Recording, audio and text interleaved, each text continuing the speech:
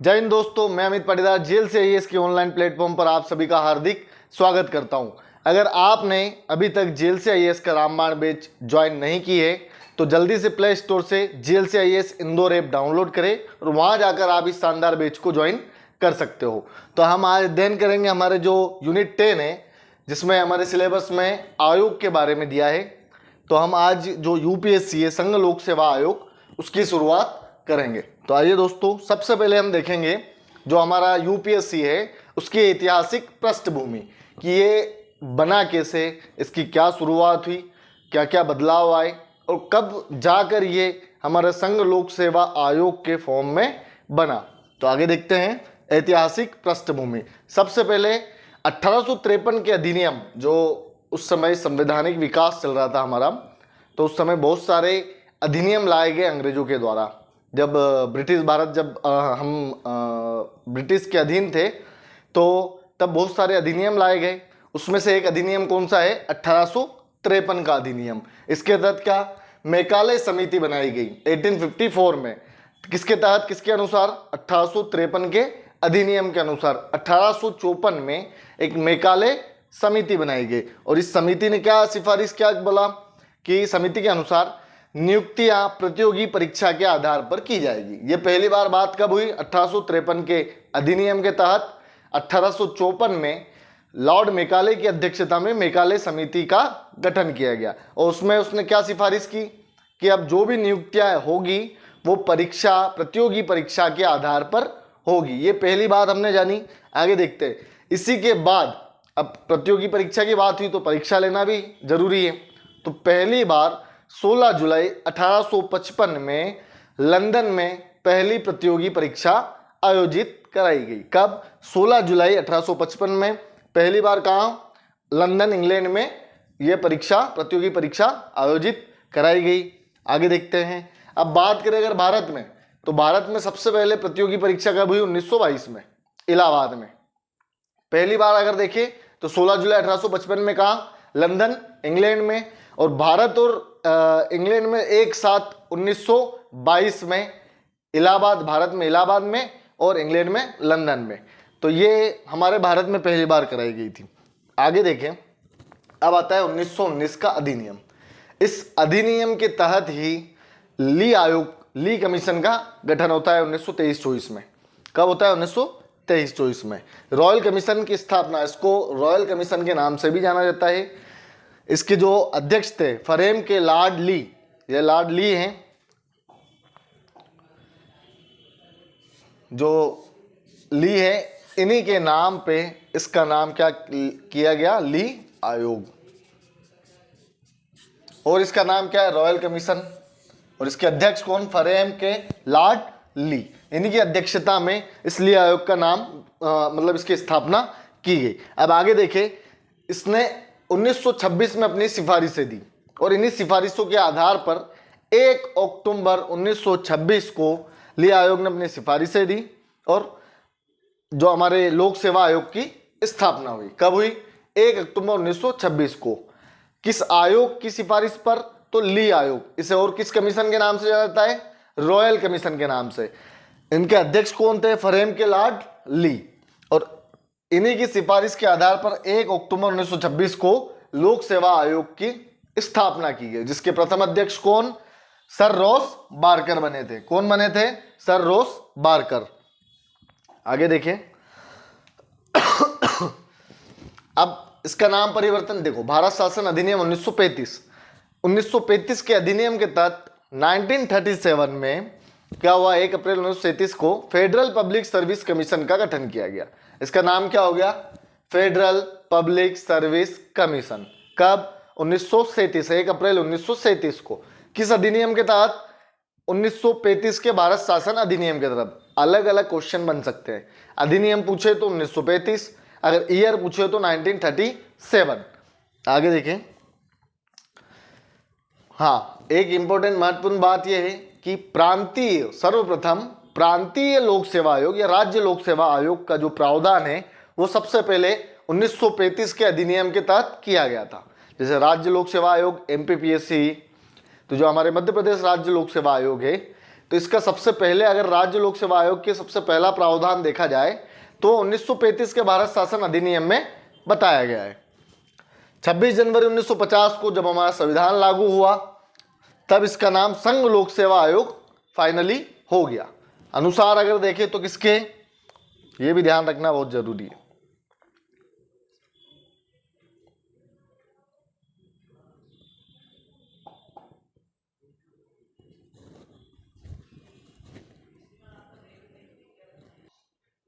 अनुच्छेद कौन सा, 378 के खंड 1 के अनुसार इसका नाम संघ लोक सेवा आयोग हो गया था 26 जनवरी 1950 को। अब आगे देखिए उल्लेख अगर देखिए तो कौन सा, भाग 14, किसमें उल्लेख मिलता है, यूपीएससी का भाग 14, अनुच्छेद देखे तो 315 से 323 तक। ये ध्यान रखना दोस्तों। आगे देखते हैं अब इसके गठन के बारे में। इसका गठन देखो अनुच्छेद 315 में संघ और राज्य लोक सेवा आयोग के बारे में प्रावधान किया गया है। सीधी सी बात, गठन किसके तहत हुआ, 315 के तहत। आगे उल्लेख अगर देखें इसका तो वही भाग 14 अनुच्छेद 315 से 323 के बीच। संघ लोक सेवा एक स्वतंत्र संवैधानिक निकाय है। 3 तरह के निकाय हैं, एक संवैधानिक जिसके संविधान में चर्चा की गई हो, संविधान में जिसका उल्लेख मिलता हो, एक वैधानिक या सांविधिक जो किसी कानून अधिनियम के द्वारा बनाया गया हो, ऐसे आयोग को क्या कहेंगे हम, सांविधिक या वैधानिक। और तीसरा जो ना तो संवैधानिक होता है और ना ही वैधानिक होता है, जिसे क्या है मंत्रिमंडल, मंत्रिपरिषद या सरकार द्वारा एक कार्यकारी आदेश जारी करके उसका गठन किया जाता है।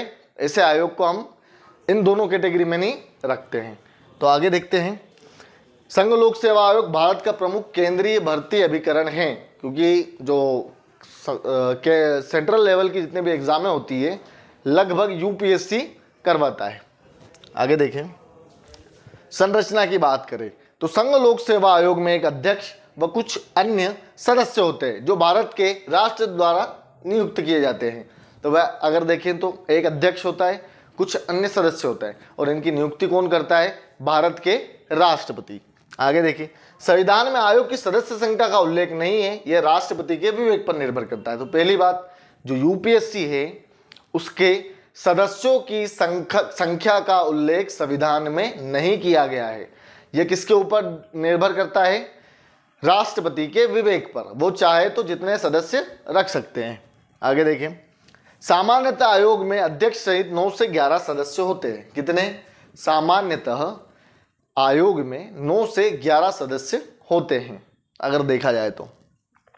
भारतीय संविधान में आयोग के अध्यक्ष तथा सदस्यों की योग्यता का उल्लेख नहीं है। आवश्यक है कि वो भारत सरकार, ये बात पहली बात देखो, सदस्य संख्या का उल्लेख भी नहीं है, वो राष्ट्रपति के विवेक पर डिपेंड करता है। सामान्यतः अगर देखें तो अध्यक्ष सहित 9 से 11 सदस्य होने चाहिए। आगे बात, संविधान में आयोग के अध्यक्ष तथा सदस्यों की योग्यता का उल्लेख भी नहीं है।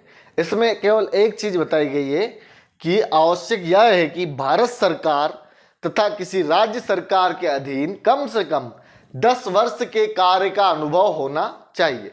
जो भी आयोग का अध्यक्ष या सदस्य बनेगा तो उसकी कोई योग्यता का उल्लेख संविधान में नहीं किया गया है।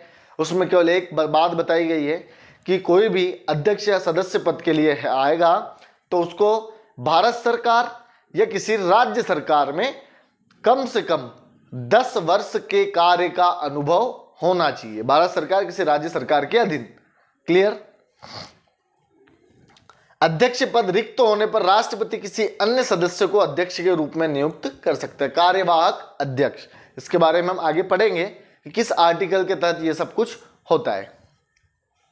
कार्यकाल देखें तो कितना, कार्यकाल 6 वर्ष या 65 वर्ष, जो भी पहले हो, या तो 6 वर्ष हो जाए या 65 वर्ष हो जाए। मान लो कोई 60 वर्ष की आयु में कोई अध्यक्ष बनता है या सदस्य बनता है, ठीक है, और अब 6 वर्ष का उसका कार्यकाल है, लेकिन इधर 65 हो जाएंगे 5 साल में, तो वो 65 में मतलब सेवानिवृत्त हो जाएगा। जो भी पहले हो जाए ये उसका कार्यकाल याद रखना, 6 वर्ष या 65 वर्ष। सेवा शर्तें अगर देखें तो आयोग के अध्यक्ष और सदस्यों की सेवा शर्तों का निर्धारण भी कौन करेगा, राष्ट्रपति। नियुक्ति करेगा राष्ट्रपति, ठीक है, सदस्य संख्या डिसाइड करेगा राष्ट्रपति। क्लियर। और सेवा शर्तों का निर्धारण भी कौन करेगा, राष्ट्रपति। आगे, आयोग के अध्यक्ष और सदस्यों की सेवा शर्तों में उनकी नियुक्ति के पश्चात कोई अलाभकारी परिवर्तन नहीं किया। उनकी नियुक्ति के पहले आप कुछ कर सकते हो, लेकिन अगर उनकी नियुक्ति कर दी गई उसके बाद उनकी सेवा शर्तें, वेतन भत्तों में, इनमें कोई भी अलाभकारी परिवर्तन आप नहीं कर सकते हो। यह उल्लेख है। आगे, आयोग के वेतन भत्ते तथा पेंशन सहित सभी खर्च भारत की संचित निधि पर भारी थे। किस पर भारी थे? भारत की संचित निधि पर।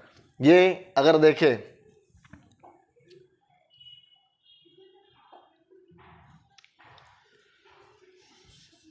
आर्टिकल 266(1) में भारत की संचित निधि के बारे में वर्णन मिलता है। ठीक है, तो इसी से इसके खर्च जो भी है आयोग के, वो किस पे भारित होते हैं? भारत की संचित निधि पर। अब वेतन देखो तो अध्यक्ष का कितना वेतन रहता है? 2,50,000 प्रति माह। भाई जो यूपीएससी के अध्यक्ष है उनका वेतन कितना रहता है? 2,50,000 प्रति माह। और जो सदस्य उनका 2,25,000 प्रति माह। क्लियर? ये याद रखना दोस्तों। संघ लोक सेवा आयोग के अध्यक्ष और सदस्यों को उसी पद पर पुनः नियुक्त नहीं किया जा सकता। यह बात बहुत इंपॉर्टेंट है कि जो संघ लोक सेवा आयोग के अध्यक्ष और सदस्य है वह पुनः उसी पद पर नियुक्त नहीं होंगे। मतलब अगर कोई अध्यक्ष है तो वापस अध्यक्ष नहीं बनेगा, अगर कोई सदस्य है तो वापस सदस्य नहीं बनेगा। आयोग के अध्यक्ष तथा सदस्यों के कार्यकाल के बाद के प्रावधान, ये देखना, अब यहां समझना। ठीक है, अगर कोई अध्यक्ष है, ठीक है, तो वो सीधी सी बात है पुनः अध्यक्ष नहीं बन सकते। पहली बात तो पुनः अध्यक्ष नहीं बन सकते, और ना ही संघ या राज्य सरकार के अधीन सेवा प्राप्त कर सकते हैं। भाई अध्यक्ष को तो अब एक बार अगर अध्यक्ष बन गया यूपीएससी का, वह फिर ना तो राज्य सरकार, ना भारत सरकार, ना यूपीएससी कोई सा भी पद ग्रहण नहीं कर सकते। सदस्य अगर है तो पुनः सदस्य नहीं बनेगा, मैंने जैसे बताया, लेकिन परंतु वह यूपीएससी का अध्यक्ष तथा किसी राज्य लोक सेवा आयोग का अध्यक्ष जरूर बन सकता है। ये ध्यान रखना, अध्यक्ष न तो पुनः अध्यक्ष बनेगा और न ही भारत सरकार, राज्य सरकार के अधीन कोई सेवा प्राप्त करेगा। अगर सदस्य है तो सदस्य है तो वो ऊपर जा सकता है। कैसे? कि अगर मान लो यूपीएससी का सदस्य है तो वो अध्यक्ष बन सकता है, सदस्य नहीं बनेगा, अध्यक्ष बन सकता है। या किसी अन्य राज्य लोक सेवा आयोग है उसका अध्यक्ष बन सकता है। ये बात क्लियर रखना। पद मुक्ति अनुच्छेद 317, अध्यक्ष तथा सदस्यों की पद मुक्ति किसमें? अनुच्छेद 317 में। अनुच्छेद 316(2) क के अनुसार आयोग के अध्यक्ष तथा अन्य सदस्य कभी भी राष्ट्रपति को संबोधित कर अपना हस्ताक्षरित त्याग पत्र दे सकते हैं। यह अनुच्छेद 316 के खंड 2 क में क्या उल्लेखित है कि भाई अध्यक्ष और सदस्य ये दोनों कभी भी राष्ट्रपति को अपना हस्ताक्षरित त्याग पत्र दे सकते हैं। ठीक है, आगे देखिए, राष्ट्रपति संघ लोक सेवा आयोग के अध्यक्ष तथा अन्य सदस्यों को निम्न परिस्थितियों में पदमुक्त कर सकता है। ये परिस्थितियां हैं, आगे देखते हैं हम। 316(2) का में तो क्या है कि भाई किसी सदस्य अध्यक्ष को अगर अपना स्वयं त्याग पत्र देना है तो हस्ताक्षरित त्याग पत्र किसको देगा? राष्ट्रपति को। अगर अब राष्ट्रपति को किसी अध्यक्ष को और इनको हटाना है सदस्यों को, तो उसकी जो परिस्थितियां हैं वो हम देखते हैं।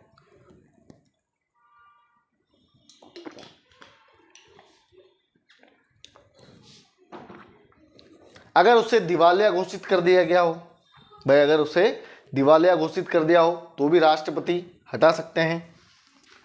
अपनी पदावधि के दौरान अपने पद के कर्तव्यों के बाहर किसी लाभकारी नियोजन में लगा हो, अगर वो भाई अपना पद है, अगर अध्यक्ष या सदस्य है, वो अपना पद धारण कर रखा है, उसके बावजूद किसी दूसरे लाभकारी नियोजन में अगर वो कार्यरत है तो भी राष्ट्रपति हटा सकते हैं। अगला, यदि राष्ट्रपति को यह आभास हो जाता है कि वह मानसिक एवं शारीरिक समर्थता के कारण इस पद पर बने रहने के योग्य नहीं है। भाई मानसिक और शारीरिक रूप से भी अगर वो असमर्थ है तो भी अगर राष्ट्रपति को यह आभास हो जाता है तो भी राष्ट्रपति उसे पद से मुक्त कर सकते हैं। इसके अतिरिक्त राष्ट्रपति आयोग के अध्यक्ष एवं सदस्यों को साबित कदाचार एवं दुर्व्यवहार के आधार पर भी पद से हटा सकता है। देखो, पहला तो दिवालिया घोषित ना हो, वो किसी अन्य लाभकारी नियोजन में कार्यरत ना हो, मानसिक व शारीरिक रूप से अगर वह असमर्थ हो तो भी राष्ट्रपति इन तीनों कंडीशन में हटा सकता है। अगली कंडीशन देखें कि भाई वह अगर कोई संवैधानिक कदाचार किया, उसने उसके व्यवहार में झलक रहा है, तब भी राष्ट्रपति उनको पद से हटाने के प्रोसेस कर सकते हैं। ऐसे मामलों को राष्ट्रपति जांच के लिए किसको देगा? सुप्रीम कोर्ट को। सीधी सी बात कि सुप्रीम कोर्ट जांच करेगा, उसके बाद सुप्रीम कोर्ट का जो निर्णय होगा वो राष्ट्रपति आगे बढ़ाएंगे। आगे जांच के बाद सर्वोच्च न्यायालय यदि बर्खास्त करने के परामर्श का समर्थन करता है तो राष्ट्रपति अध्यक्ष या सदस्यों को पद से हटा सकते हैं। सीधी सी बात, तीन चीजें मैंने पहले ही समझाया। अगर वो दिवालिया घोषित हो, दूसरा वो मानसिक या शारीरिक रूप से असमर्थ हो, तो राष्ट्रपति उन्हें हटा सकते हैं, या किसी अन्य लाभकारी नियोजन में कार्यरत हो। तीन कंडीशन पे राष्ट्रपति ऐसे हटा देंगे। अगर उसने कोई संवैधानिक उल्लंघन या कदाचार किया हो तब राष्ट्रपति किसे वो बुलाएंगे? सुप्रीम कोर्ट को। सुप्रीम कोर्ट जांच करेगी। सुप्रीम कोर्ट के जांच के बाद अगर सुप्रीम कोर्ट उन्हें पद से हटाने का समर्थन करते हैं तो राष्ट्रपति फिर उन्हें पद से हटा सकते हैं। तो संविधान के इस प्रावधान के तहत सर्वोच्च न्यायालय द्वारा इस मामले में दी गई सलाह राष्ट्रपति के लिए बाध्य है। ये बात है, सुप्रीम कोर्ट ने अगर जांच की और सुप्रीम कोर्ट ने अगर बता दिया, बोल दिया कि हाँ ये दोषी हैं, मतलब इन्होंने संवैधानिक कदाचार किया है, इन्हें आप पद से हटा दो, तो यह सलाह, यह सिफारिश राष्ट्रपति के लिए मानने के लिए बाध्य है, उन्हें मानना ही पड़ेगा। क्लियर? आगे नोट, सर्वोच्च न्यायालय द्वारा की जाने वाली जांच के दौरान ही राष्ट्रपति अध्यक्ष तथा सदस्य को निलंबित कर सकता है। अगर भाई सीधी सी बात, अगर आरोप लग गया किसी अध्यक्ष या सदस्य पर संवैधानिक कदाचार का और सुप्रीम कोर्ट जांच करने लग गई, तो उस जांच के दौरान भी राष्ट्रपति, ये प्रावधान भी है कि उस जांच के दौरान भी राष्ट्रपति अध्यक्ष तथा सदस्यों को निलंबित कर सकता है। जरूरी नहीं है कि जांच हो जाए उसके बाद जो निर्णय आएगा उसके बाद देखा जाएगा, उससे पहले भी कर सकते हैं वो जांच के दौरान। आगे, यूपीएससी के अध्यक्ष और सदस्य को कदाचार का दोषी माना जाएगा अगर वह भारत सरकार या राज्य सरकार के किसी संविदा या करार से संबंधित इच्छुक है। क्लियर? अलग और अन्य पद पर। दूसरा, वह निगमित कंपनी के सदस्य व कंपनी के अन्य सदस्यों के साथ सम्मिलित रूप से संविदा या करार में लाभ के लिए भाग लेता हो। अगर वह किसी जो निगमित कंपनी है या उसके सदस्यों के साथ अपने लाभ के लिए कोई भाग लेता है वो, तो भी उसे दोषी माना जाएगा, मतलब संवैधानिक कदाचार के तहत। अब देखेंगे हम, ये हमने देखा कि भाई किन किन आधारों पर राष्ट्रपति आयोग के अध्यक्ष तथा सदस्यों को पदमुक्त किया जा सकता है। अब आगे देखेंगे आयोग की स्वतंत्रता है। भाई इन्हें कोई स्वतंत्रताएं भी मिलनी चाहिए, स्वतंत्र है, संवैधानिक है। संविधान में यूपीएससी को निष्पक्ष और स्वतंत्र कार्य करने के लिए निम्नलिखित उपबंध किए गए। सीधी सी बात है कि भाई ये स्वतंत्र रूप से कार्य कर सके।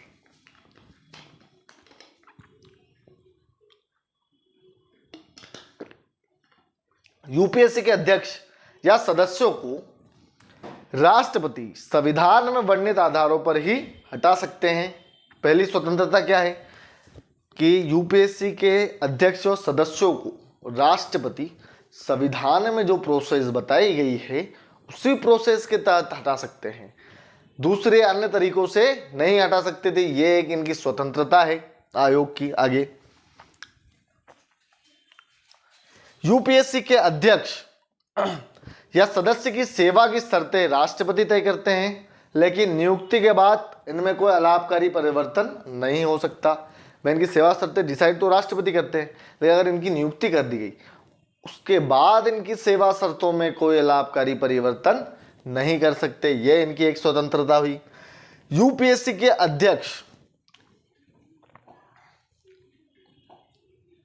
यूपीएससी के अध्यक्ष या सदस्य को वेतन भत्ते व पेंशन सहित सभी व्यय भारत की संचित निधि, आर्टिकल 266 भारत की संचित निधि पर भारित होते हैं। इन पर संसद में मतदान नहीं होता है, इन पर संसद में मतदान नहीं, यह भी एक इनकी स्वतंत्रता हुई। आगे देखें, यूपीएससी सिविल न्यायालय के भांति भी कार्य करता है तथा यह देश के किसी भी नागरिक को समन जारी कर सकता है तथा किसी भी विभाग की रिपोर्ट भी मंगवा सकता है। कुल मिला के सिविल न्यायालय के भांति भी कार्य कर सकता है यूपीएससी। तो ये इसकी स्वतंत्रताएं थी। आगे देखते हैं यूपीएससी के कार्य क्या है। ये यहाँ से कार्य प्रारंभ होंगे। यह अखिल भारतीय सेवाओं मतलब आईएएस, आईपीएस, आईएफएस, ठीक है, Indian administrative service, Indian police service, Indian forest service, ठीक है, ये 3 अखिल भारतीय सेवाओं के अंतर्गत आते हैं। और केंद्रीय सेवाओं जैसे आईआरएस, आईएफएस, ये केंद्रीय सेवाओं में आता है। वह केंद्र शासित क्षेत्रों की लोक सेवाओं में नियुक्ति के लिए परीक्षाओं का आयोजन करता है। अखिल भारतीय सेवाएं, केंद्रीय सेवाएं और केंद्र शासित राज्य या प्रदेश है, उनकी जो लोक सेवा की नियुक्तियां होती है, उनकी परीक्षाओं का आयोजन कौन करवाता है? यूपीएससी। ये कार्य हुआ। आगे, यूपीएससी को 2 या 2 से अधिक राज्यों के अनुरोध पर किसी ऐसी सेवा के लिए जिसके लिए विशेष योग्यता वाले अभ्यर्थी अगर उन्हें चाहिए तो उनके लिए संयुक्त भर्ती में सहायता करता है। दूसरी बात, पहली तो अखिल भारतीय सेवाएं, केंद्रीय सेवाएं, केंद्र शासित राज्यों की कुछ सेवाएं, लोक सेवाएं, उनके लिए परीक्षाओं का आयोजन करता है। दूसरी बात, अगर 2 या 2 से अधिक राज्य किसी ऐसी सेवा के लिए जिनको उसमें विशेष योग्यता वाले अभ्यर्थी चाहिए तो उसके लिए यह सिफारिश किसे करेंगे? अपने निवेदन करेंगे यूपीएससी से, और यूपीएससी ऐसे परीक्षाओं के लिए मदद कर सकता है। आगे, या किसी राज्यपाल के अनुरोध पर राष्ट्रपति की स्वीकृति के उपरांत सभी या किन्हीं मामलों पर राज्यों को सलाह प्रदान करता है। राज्यपाल ने सिफारिश की यूपीएससी से, राष्ट्रपति ने हाँ बोल दिया, हाँ ठीक है आप जा सकते हो, तब ये किसी राज्य के मुद्दे पर ये अपनी सलाह दे सकते हैं। आगे, सिविल सेवाओं और सिविल पदों के लिए भर्ती की पद्धतियों से संबंधित सभी विषयों पर परामर्श देना। भाई जो सिविल सेवाएं हैं, सीधी सी बात, सिविल सेवाएं और सिविल पदों के लिए भर्ती की जो पद्धतियां हैं कि किस प्रकार से भर्ती करवाई जाए, उन मामलों पर ये अपनी सलाह दे सकते हैं। सिविल सेवा में पदोन्नति व एक सेवा से दूसरी सेवा में स्थानांतरण के लिए अनुसरण किए जाने वाले सिद्धांतों के संबंध में भी परामर्श दे सकते हैं। भाई कि उनकी पदोन्नति, सीधी सेवा इंक्रीमेंट, या अगर एक सेवा से दूसरी सेवा में उनका ट्रांसफर किया जाए, तो इन सब मामलों में भी क्या यूपीएससी परामर्श दे सकता है। यूपीएससी को संसद द्वारा संघ की सेवाओं का अतिरिक्त कार्य भी दिया जा सकता है। यूपीएससी को संसद के द्वारा जो संघ की दूसरी अन्य सेवाएं हैं उनके कार्य से हटकर उन सेवाओं का भी कार्यभार इन्हें दिया जा सकता है। आगे, यूपीएससी से संबंधित किसी भी मामले के बारे में वे सीधे राष्ट्रपति द्वारा सरकार की सिफारिश कर सकते हैं। यूपीएससी के किसी भी मामले में, कोई सा भी मामला हो, उसमें क्या करेंगे वो राष्ट्रपति के द्वारा सरकार की सिफारिश कर सकते हैं। यह हमने इसके महत्वपूर्ण कार्य देखे। अब हम देखेंगे रिपोर्ट के बारे में कि जो यूपीएससी है वह अपनी वार्षिक रिपोर्ट किसे देता है? राष्ट्रपति को देता है। राष्ट्रपति संसद के पटल पे रखते हैं। तो आगे, यूपीएससी वार्षिक रिपोर्ट राष्ट्रपति को, ठीक है, राष्ट्रपति रिपोर्ट को संसद में प्रस्तुत करेंगे। ठीक, जिन मामलों में आयोग की सलाह स्वीकार नहीं की गई हो उन मामलों के संदर्भ में राष्ट्रपति को ज्ञापन प्रस्तुत करना होता है। जिन मामलों में आयोग की सलाह स्वीकार नहीं की गई हो उन मामलों के संदर्भ में राष्ट्रपति को ज्ञापन प्रस्तुत करना होता है। अगर यूपीएससी ने रिपोर्ट दी अपनी, उसमें कुछ सिफारिशें, कुछ सलाह दी है, अगर उन सलाहों को नहीं माना जाता मान लो संसद के द्वारा, तो उसके लिए आयोग को राष्ट्रपति एक ज्ञापन देंगे, सीधी सी बात। आगे देखिए, प्रमुख अनुच्छेद, ये भाग 15 नहीं है, भाग 14 है। भाग 15 में निर्वाचन आयोग है, यहाँ क्या है, भाग 14। अध्याय 1 और अध्याय 2, दो तरीके से हम अनुच्छेद देखेंगे। हमारा आयोग तो इसमें है अध्याय 2 में 315 से लोक सेवा आयोग के बारे में 323 तक, लेकिन लोक सेवाओं के बारे में किसमें है, अध्याय 1 में है 308 से 314। तो इनको याद रखना जरूरी है अगर पूछ ले तो। बाकी हमारा जो आयोग है लोक सेवा आयोग जो हमारे सिलेबस में है वो 315 से 323 तक के अनुच्छेद के अंतर्गत आता है। देखते हैं आगे। अध्याय 1 अगर देख ले तो फटाफट ये अनुच्छेद याद कर लें। 308 में क्या है, राज्य की परिभाषा दी गई है। अनुच्छेद 308 में क्या दिया गया है कि राज्य की परिभाषा, राज्य क्या होता है, ठीक है। 309 सिविल सेवकों की सेवा शर्तों के बारे में दिया गया। इसकी सिविल सेवकों की सेवा शर्तों, यहाँ आयोग के बारे में नहीं है, सिविल सेवाओं के, लोक सेवाओं के बारे में। 310 सिविल सेवकों की पदावधि कार्यकाल के बारे में।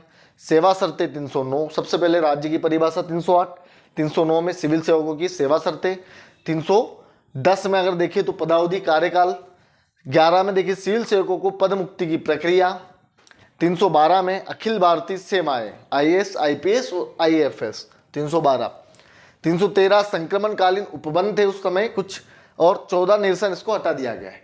तो ये हल्के से याद रखना, अगर एग्जाम में पूछ लिया जाए तो हमें आना चाहिए, ठीक है। तो ये लोक सेवाओं से संबंधित अनुच्छेद थे। अध्याय 2 में हमारे इंपॉर्टेंट क्या है कि भाई हमारे लोक सेवा आयोग जो UPSC संघ लोक सेवा आयोग उससे संबंधित प्रावधान मिलते हैं। तो ये हमें अच्छे से याद रखना चाहिए। अनुच्छेद तो पता ही है,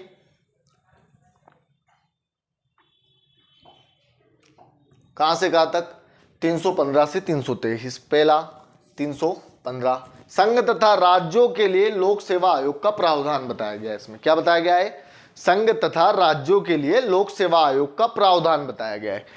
इसमें अगर देखें 301 315 1 में सीधी सी बात, केंद्र के लिए UPSC और राज्य के लिए SPSC state public service commission, और संघ के लिए यूनियन पब्लिक सर्विस कमीशन।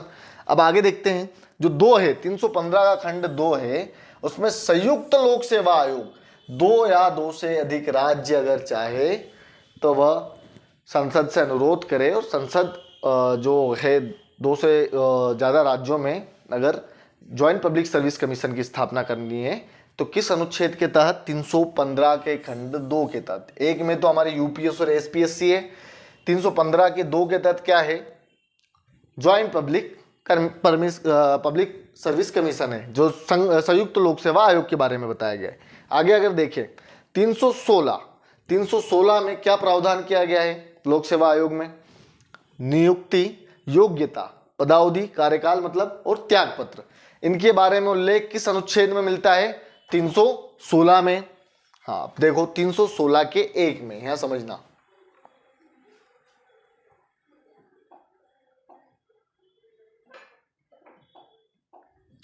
(316(1) में पहली बात, UPSC तथा जो ज्वाइंट पब्लिक सर्विस कमीशन के सदस्यों अध्यक्षों की नियुक्ति कौन करेगा, राष्ट्रपति। पहली बात, UPSC और संयुक्त राज्य लोक सेवा आयोग, इनके सदस्यों और अध्यक्षों की नियुक्ति कौन, राष्ट्रपति करेगा। यह अनुच्छेद किसमें है, 316 के खंड 1 में। यह यहाँ बताया गया है, नियुक्ति के बारे में भी है, ठीक है। और SPSC मतलब जो स्टेट पब्लिक सर्विस कमीशन है, उसके सदस्यों और अध्यक्षों की नियुक्ति कौन करेगा, राज्यपाल। यह ध्यान रखना। 316 के खंड 1 के अनुसार इसमें 2 चीजें हैं, एक तो यूनियन पब्लिक सर्विस कमीशन और दूसरा ज्वाइंट पब्लिक सर्विस कमीशन। 2 या 2 से अधिक राज्यों में अगर संयुक्त लोक सेवा आयोग का गठन करना है, प्रावधान करना है, तो 316 के खंड 1 के अनुसार नियुक्ति राष्ट्रपति करेगा, UPSC और joint public service commission JPSC। और राज्य में देखिए अगर राज्य लोक सेवा आयोग के, तो उसके सदस्यों और अध्यक्षों की नियुक्ति कौन करेगा, राज्यपाल। कौन करेगा, राज्यपाल। दोस्तों 316 जो 1 है, इसमें कार्यकारी अध्यक्ष की नियुक्ति का प्रावधान भी किया गया है इसी में, और योग्यताओं का प्रावधान भी इसी में 316(1) में। पहली बात तो नियुक्तियां, जो यूनियन पब्लिक सर्विस कमीशन और ज्वाइंट पब्लिक सर्विस कमीशन, इन दोनों के सदस्यों अध्यक्षों की नियुक्ति 316 खंड 1 के तहत कौन? राष्ट्रपति। और राज्य लोक सेवा आयोग की सदस्यों और अध्यक्ष की नियुक्ति कौन करेगा? राज्यपाल। दूसरी बात क्या है कि योग्यताओं का उल्लेख भी 316 के खंड 1 में है। तीसरी बात, कार्यकारी अध्यक्ष की नियुक्ति, भाई कार्यकारी अध्यक्ष की नियुक्ति के बारे में भी प्रावधान 316 के खंड 1 में है। और ये 15वां संविधान संशोधन, 15वां कॉन्स्टिट्यूशन अमेंडमेंट 1963 के तहत इसमें 316 खंड 1 के ए जोड़ा गया। भाई कार्यकारी अध्यक्ष की नियुक्ति के लिए जो 15वां संविधान संशोधन हुआ 1963 में, तो उसके तहत 316 खंड 1 का ए है जो, उसमें यह प्रावधान किया गया। आगे देखते हैं 316 के 2 में, इसमें क्या है? पदावधि। सीधी सी बात, कार्यकाल की बात हो रही है सदस्यों और अध्यक्षों की। कार्यकाल 6 वर्ष। यूपीएससी में अगर देखें तो 6 वर्ष तो सभी का रहता है ना। UPSC joint public service commission, इनकी अगर वो देखे सेवानिवृत्ति की एज, तो यूपीएससी में 65 वर्ष है और ज्वाइंट पब्लिक सर्विस कमीशन और स्टेट पब्लिक सर्विस कमीशन में 62 वर्ष है। क्लियर? कार्यकाल तो सबका 6 वर्ष रहेगा, बस सेवानिवृत्त का जो एज है वो अलग अलग है। वो यूपीएससी की 65 वर्ष है और जो जेपीएससी और एसपीएससी है उसकी 62 वर्ष है। बस ये अंतर है, ये ध्यान रखना, ठीक है। त्याग पत्र भी 316 के खंड 2 में है। आगे देखते हैं अगला प्रावधान। 316 के खंड 2 में ही क्या और उल्लेख मिलता है? अध्यक्ष तथा सदस्यों की पुनः पद पर नियुक्ति नहीं होती है। ये चीज मैंने पहले ही समझाई। दोनों के बारे में अलग अलग, कार्यकाल समाप्त होने के बाद जो उनका पद है, अब वो आगे क्या होगा। तो भाई अगर अध्यक्ष है तो वो नए अध्यक्ष बन सकता और न ही राज्य और केंद्र की सेवाएं प्राप्त कर सकता है अध्यक्ष। सदस्य है तो वह यूपीएससी का अध्यक्ष बन सकता है या फिर किसी अन्य राज्य लोक सेवा आयोग का अध्यक्ष बन सकता है। मतलब सीधी सी बात है, 316 के खंड 2 में यह है कि अध्यक्ष और सदस्य पुनः उसी पद पर काबिज नहीं हो सकते। आगे देखिए 317 खतरा है इसमें। 317 में खतरा मतलब पद मुक्ति की प्रक्रिया दी गई है सदस्यों की, अध्यक्ष और सदस्यों की जो है उनकी पद मुक्ति की प्रक्रिया किसमें दी गई है? 317 में। किसमें? 317 में। ध्यान रखना, आर्टिकल 317 में पद मुक्ति की प्रक्रिया। आगे 318 आयोग के सदस्यों एवं कर्मचारियों की सेवा शर्तों संबंधित नियम बनाने की शक्ति। भाई क्लियर? जो आयोग है उसके सदस्यों कर्मचारियों की सेवा शर्तों से संबंधित नियम बनाने की शक्ति का प्रावधान किसमें है? 318 में। वेतन अगर देखें 318 में वेतन अगर देखें, अगर मान लो तो सदस्य संख्या, वेतन, सदस्य संख्या मतलब सीधी सी बात है, यहाँ क्लियर करना। वेतन का प्रावधान बताया गया है 318 में, ठीक है। पहली बात तो ये 2,50,000 प्रति माह अध्यक्ष, 2,25,000 प्रति माह सदस्यों की। सदस्य संख्या का बारे में भी 318 में बताया गया है। अब इसमें सदस्य संख्या डिसाइड, मैंने बताया सदस्य संख्या का संविधान में उल्लेख नहीं है, लेकिन यह है कि उसका निर्धारण कौन करेगा? राष्ट्रपति। अगर यूपीएससी है, अगर यूनियन पब्लिक सर्विस कमीशन, उसमें राष्ट्रपति निर्धारित करेगा, और अगर किसी राज्य लोक सेवा आयोग उसमें राज्यपाल के विवेक पर निर्भर करता है।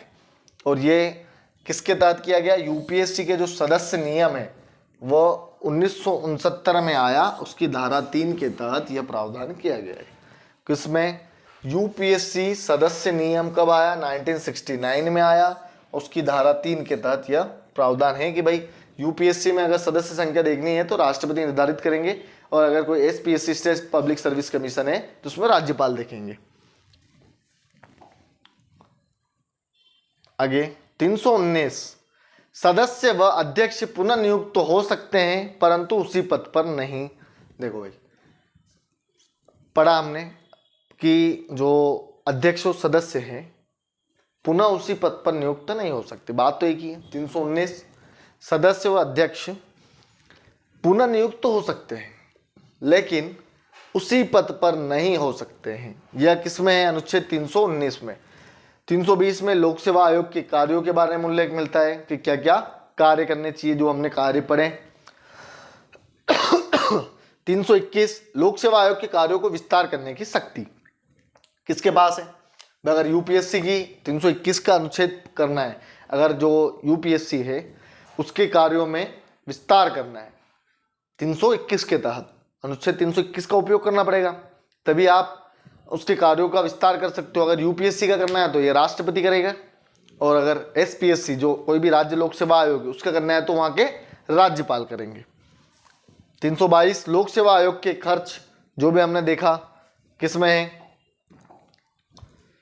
खर्च भारत की संचित निधि में, अनुच्छेद 266 में। ठीक है, आगे 323 प्रतिवेदन भाई रिपोर्ट, प्रतिवेदन रिपोर्ट। आयोग वार्षिक रिपोर्ट किसे देगा अपनी, वार्षिक रिपोर्ट किस अनुच्छेद के तहत, 323 के तहत किसे देगा, राष्ट्रपति। और राष्ट्रपति इसे संसद में प्रस्तुत करेंगे। क्लियर, तो ये रिपोर्ट के बारे में।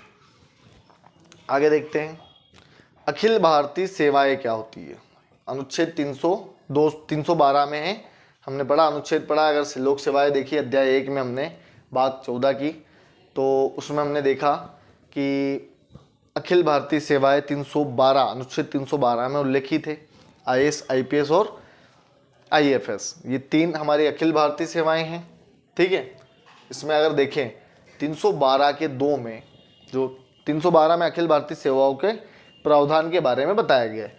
अगर इसमें हम देखें अनुच्छेद जो 312 का खंड 2 है उसमें इन 3 सेवाओं के बारे में है, किसमें, आईएएस, आईपीएस और आईएफएस। और अगर 312 के 3 में देखें अगर हम, तो उसमें क्या बताया गया है, भारतीय न्यायिक सेवा के बारे में बताया गया है। किसके बारे में बताया गया है, भारतीय न्यायिक सेवा। 312 के खंड 2 में 3 सेवाएं, आईएएस, आईपीएस और आईएफएस। और अगर 312 के खंड 3 में देखें तो उसमें किसके बारे में, भारतीय न्यायिक सेवा के बारे में बताया गया है। ये हमारी अखिल भारतीय सेवाएं हैं। अब आगे देखेंगे हम आईएएस, भारतीय प्रशासनिक सेवा, इंडियन एडमिनिस्ट्रेटिव सर्विस। ये किसके अधीन है भाई, केंद्रीय कार्मिक मंत्रालय के अधीन। किसके अधीन, केंद्रीय कार्मिक मंत्रालय के अधीन है। आगे देखें प्रशिक्षण संस्थान इसका, भाई अगर कोई आईएएस बनता है तो उसकी ट्रेनिंग कहाँ पर होती है, तो लाल बहादुर शास्त्री प्रशासनिक अकादमी कहाँ पर है, उत्तराखंड, मसूरी। पहली बात आईएएस, भारतीय प्रशासनिक सेवा। इसका अगर देखें ये किस मंत्रालय के अधीन है, तो केंद्रीय कार्मिक मंत्रालय के अधीन होती है ये सेवाएं। आगे देखिए अगर इनके प्रशिक्षण कहाँ होता है, इनकी ट्रेनिंग कहाँ होती है, तो लाभासना, लाल बहादुर शास्त्री प्रशासनिक अकादमी, उत्तराखंड, मसूरी में। स्थापना अगर देखें तो जो प्रशिक्षण संस्थान है लाभासना, इसकी स्थापना 1959 में किस नाम से हुई थी, राष्ट्रीय प्रशासनिक अकादमी के नाम से हुई थी। इसका नाम परिवर्तन कब हुआ, लाल बहादुर शास्त्री प्रशासनिक अकादमी, इसका नाम कब हुआ, 1972 में। इसका आदर्श वाक्य क्या है, शीलम परम भूषणम। ये हमने हमारे जो आईएएस है उसके बारे में देखा, उसके प्रशिक्षण संस्थान के बारे में देखा। आगे देखते हैं आईपीएस, भारतीय पुलिस सेवा, इंडियन पुलिस सर्विस। इसमें क्या है, यह केंद्रीय गृह मंत्रालय के अधीन। देखो आईएएस केंद्रीय कार्मिक मंत्रालय के अधीन आता है, और जो आईपीएस है वो केंद्रीय गृह मंत्रालय के अधीन आता है। ये जो सेवा है, प्रशिक्षण संस्थान अगर इसका देखें तो सरदार वल्लभ भाई पटेल राष्ट्रीय पुलिस अकादमी हैदराबाद, कहाँ, तेलंगाना, हैदराबाद में है। इसकी स्थापना 1948 में हुई, उसकी स्थापना 1959 में। राष्ट्रीय पुलिस जो प्रशासनिक अकादमी के नाम से हुई 1972 में, उसका नाम क्या हो गया था, लाल बहादुर शास्त्री प्रशासनिक अकादमी। क्लियर। और अगर देखें इसमें भारतीय पुलिस सेवा में प्रशिक्षण संस्थान इनकी ट्रेनिंग कहाँ होती है? हैदराबाद, तेलंगाना। हैदराबाद में कहाँ? सरदार वल्लभ भाई पटेल राष्ट्रीय पुलिस अकादमी, और इसकी स्थापना 1948 में की गई। आगे देखें, IFS भारतीय वन सेवा, इंडियन फॉरेस्ट सर्विस, ये वन मंत्रालय के अधीन है। तीनों का याद रखना। IAS केंद्रीय कार्मिक मंत्रालय, IPS केंद्रीय गृह मंत्रालय, और अगर IFS देखे भारतीय वन सेवा तो यह केंद्रीय वन मंत्रालय के अधीन आते हैं। अगर इसका प्रारंभ देखिए, इस सेवा का प्रारंभ 1966 में हुआ। कब हुआ? 1966 में सेवा को बाद में जोड़ा गया। आगे देखिए, प्रशिक्षण संस्थान अगर इसका देखें तो इंदिरा गांधी राष्ट्रीय वन अकादमी देहरादून, उत्तराखंड में 2 है। एक देहरादून जहां इंडियन फॉरेस्ट सर्विस की ट्रेनिंग होती है, और एक मसूरी जहां IAS इंडियन एडमिनिस्ट्रेटिव सर्विस की ट्रेनिंग होती है। जो तीसरी हमारी IPS है, इंडियन पुलिस सर्विस, उसकी ट्रेनिंग कहाँ होती है? तेलंगाना में, हैदराबाद में होती है, जो सरदार वल्लभ भाई पटेल पुलिस अकादमी है वहाँ पर। इसका प्रशिक्षण संस्थान इंदिरा गांधी राष्ट्रीय वन अकादमी देहरादून। इसकी स्थापना 1938 में की गई थी। इस प्रशिक्षण संस्थान की स्थापना 1938 में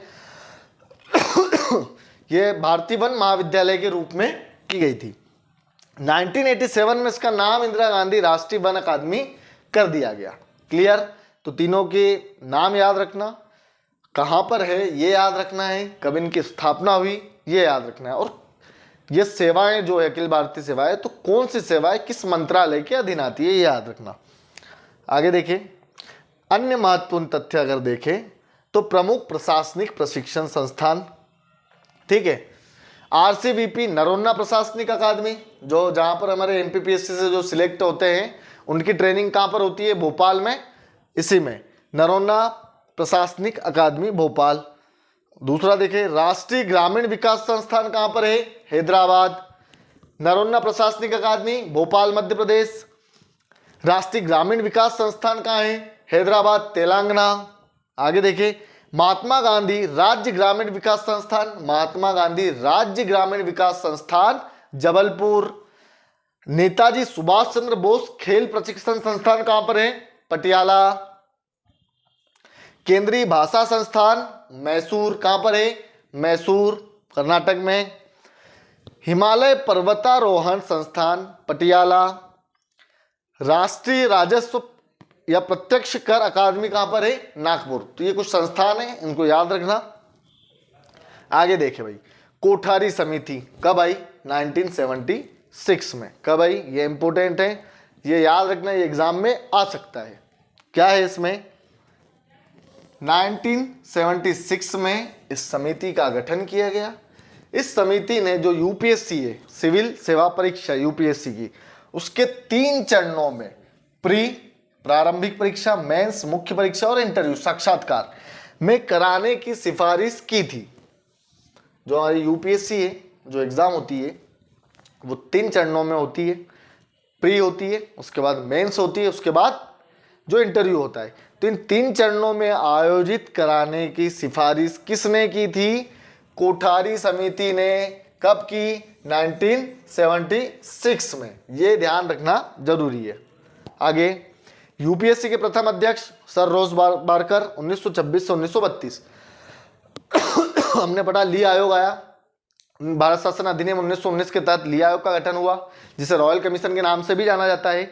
इस कमीशन की सिफारिशों के बाद 1 अक्टूबर 1926 को क्या हुआ था? लोक सेवा आयोग का गठन किया गया था। तब इसके जो अध्यक्ष बने थे, कौन बने थे? सर रोज बारकर, जो 1926 में बने और 1932 तक रहे अध्यक्ष पद पर। आगे, UPSC के प्रथम भारतीय महिला जो भारतीय अध्यक्ष है, UPSC के प्रथम भारतीय अध्यक्ष किसे बनाया गया? HK कृपलानी को। किसे? HK कृपलानी को 1947 से 1949 के तहत। ठीक। UPSC की प्रथम महिला अध्यक्ष कौन? रोज मिलियन बैथ्यू। इन्हें कब बनाया गया? 1992 से 96 तक रहे ये प्रथम महिला अध्यक्ष UPSC की रोज मिलियन बैथ्यू। आगे देखें, UPSC के वर्तमान अध्यक्ष डॉक्टर मनोज सोनी। कौन है वर्तमान अध्यक्ष UPSC के? डॉक्टर मनोज सोनी। इन्हें 5 अप्रैल 2022 को नियुक्त किया गया और अभी तक वर्तमान तक ये बने हैं। इनकी पुस्तक कौन है? Understanding the global political earthquake. ये ध्यान रखना कि जो हमारे वर्तमान में यूपीएससी के जो अध्यक्ष है डॉक्टर मनोज सोनी, जिन्हें 5 अप्रैल 2022 पर इन्होंने इस पद ग्रहण किया। इनकी पुस्तक का नाम क्या है? Understanding the global political earthquake. क्या है? Understanding the global political earthquake. ये किसकी पुस्तक है? हमारे जो वर्तमान में यूपीएससी के अध्यक्ष है डॉक्टर मनोज सोनी, इनकी पुस्तक का नाम ये है। आगे देखते हैं, यूपीएससी के पूर्व अध्यक्ष प्रदीप कुमार जोशी। ये ध्यान रखना, ये इंपॉर्टेंट है। जो यूपीएससी के इनसे पहले जो पूर्व अध्यक्ष थे प्रदीप कुमार जोशी, पहले मध्य प्रदेश व छत्तीसगढ़ राज्य लोक सेवा आयोग के अध्यक्ष भी रह चुके हैं। ये ध्यान रखना, इंपॉर्टेंट बात। जो पूर्व अध्यक्ष, यूपीएससी के पूर्व अध्यक्ष, क्या नाम? प्रदीप कुमार जोशी। ये पहले क्या है? हमारे मध्य प्रदेश लोक सेवा आयोग और छत्तीसगढ़ लोक सेवा आयोग, इन दोनों के जो लोक सेवा आयोग हैं उनके अध्यक्ष भी रह चुके हैं। सिविल सेवा के लिए चुने जाने वाले पहले भारतीय कौन? सत्येंद्र नाथ टैगोर। सरदार वल्लभ भाई पटेल को अखिल भारतीय सेवा का जनक कहा जाता है। अखिल भारतीय सेवा का जनक किसे कहा जाता है? सरदार वल्लभ भाई पटेल। भारत में सिविल सर्विस का जनक किसे कहा जाता है? लॉर्ड कॉर्नवालिस को। ये दोनों, अखिल भारतीय सेवाओं का जनक सरदार वल्लभ भाई पटेल और सिविल सर्विस का जनक लॉर्ड कॉर्नवालिस। भारतीय प्रशासनिक सेवा का पहला बैच 1946 में सशस्त्र सेना के अधिकारियों में से भर्ती किया गया था। जो भारतीय प्रशासनिक सेवा है उसका पहला बैच कब? 1946 में। कहाँ से? जो सशस्त्र सेना के अधिकारियों में से भर्ती किया गया था, ये ध्यान रखना। एचिंसन आयोग। एचिंसन आयोग क्या है? सिविल सेवा की परीक्षा में सम्मिलित होने के लिए न्यूनतम आयु के निर्धारण से संबंधित है। कि भाई सिविल सेवा की जो परीक्षाएं होती है उसमें हमें शामिल होना है, हमें अभ्यर्थी बनना है, तो न्यूनतम आयु की जो सिफारिश से बात कही वह किसने कही थी? एचिंसन आयोग ने। आगे देखते हैं, लाल बहादुर शास्त्री पुरस्कार। क्या? लाल बहादुर शास्त्री पुरस्कार के बारे में। प्रारंभ 1999 में। कब प्रारंभ हुआ? 1999 में। प्रशासनिक व प्रबंधन के क्षेत्र में दिया जाता है भाई। किसमें? प्रशासनिक, एडमिनिस्ट्रेटिव और मैनेजमेंट, प्रबंधन के संबंध में यह जो पुरस्कार है यह दिया जाता है। इसकी राशि क्या है? 5 लाख रुपए। कितनी राशि है इसकी? 5 लाख रुपए इसकी राशि है। 2021 में डॉक्टर रणदीप गुलेरिया जो एम्स के हैं उन्हें 2021 में दिया गया था और 2022 में यह पुरस्कार किसे दिया गया है? डॉक्टर बकुल ढोलकिया को। किसे दिया गया 2022 का? डॉक्टर बकुल ढोलकिया को। तो ये हमारे जो संघ लोक सेवा आयोग है उसके बारे में पढ़ा, उससे संबंधित कुछ अन्य तथ्य हमने देखे। आज के लिए धन्यवाद। जय हिंद। आप बने रहे जीएलसी आईएएस की रामबाण बैच के साथ। इसकी टेस्ट सीरीज बहुत ही शानदार टेस्ट सीरीज है जिसमें 2 तरीके से टेस्टों का आयोजन किया गया है, एक फुल लेंथ टेस्ट और एक टॉपिक लेंथ टेस्ट। तो आप ज्वाइन करें जीएलसी आईएएस रामबाण बैच को और अपनी सफलता को सुनिश्चित बनाएं। अगले वीडियो में मिलेंगे अगले आयोग के साथ। धन्यवाद। जय हिंद।